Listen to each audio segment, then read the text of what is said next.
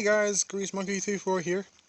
Come to you in a video about the Polaris Sportsman project quad with the 420 big block from Power Fist, good old Princess Auto.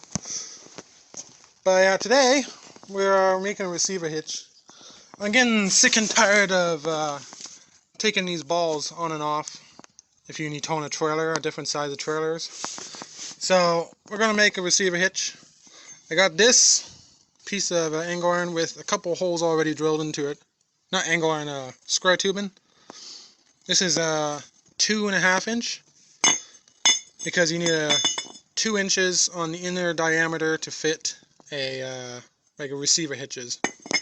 So we're going to be taking this and drill one more hole on this side, and we're going to be bolting it up to here, just like that. It's already the perfect length, didn't even have to cut it all. So what we're going to be planning on doing with this, there's already hole there, hole here. I want to put a nail in here. These are 5/8 holes. It'll sit up a little bit. It'll sit up a little bit, and I want to undo that one and that one for the suspension, and put a piece of angle iron down to support this. It'll tie like everything together for more support, and it'll be unboltable. Because if you ever have to get this transmission out, or the differential I mean, it got to slide back this way. That's the only way to take it out. So this has to be bolted on. Or if I didn't have to do that, I would just weld it on, but I like keeping it bolt on nowadays. Okay guys, got it welded on. Got the nut welded on. So all you have to really do is put that, take this, put it like that, turn the nut on, so there's a little gap down there,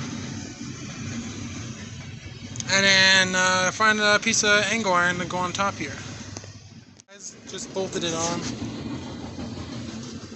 Fits perfect in there. Now I got the back of these ones off, and now I got a piece of angle iron, slap on top, and weld it on and bolt it on. Hey guys, got a piece of angle iron cut out. It's about 1 foot long. I marked 2 marks on it where the bolt location are. Now I'll just go in like that, sit flush. Then I can bolt it in there and bolt it in there and weld all this around the hitch part. So it'll be nice and solid. It ties everything together. So I'm going to drill a couple of these 3/8 holes out, and I still got to drill 1 hole in there, but that'll be after. Okay guys, got it fully welded on. She's hot. But yeah, the hole nice and welded all around. So now we're gonna flow it up on there and bolt it on for almost the last time. I want to give it a nice blue paint job, dark blue, to match the quad. So yeah, but I'm gonna get it flown up on there and see how it looks.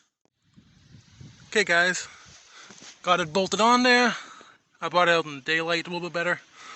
But yeah, still got to drill a hole. And you can fit any receiver hitch mostly, just like that. You can switch from different receiver hitches. So got that going. It should be nice and strong. Okay guys, got it fully painted. Just waiting for it to dry. Also, I cut a piece of metal to cap the end off. So I made that all nice. So yeah. So now it's time to just let it dry for a bit and then let bolt it on. Okay guys, got it bolted on with the 2 9/16 bolts and the one big one right here. So yeah, I think it looked good. Turned out nice. And the end cap, make it so you can't slide the receiver hitch too far in to hit the transmission, or the differential I mean. Yeah. So yeah, hope you guys enjoy. And that was how to make a receiver hitch for the back of a 2002 Polaris Sportsman 600. Well, hopefully you guys enjoy, and I'll see you guys in the next one. Bye bye!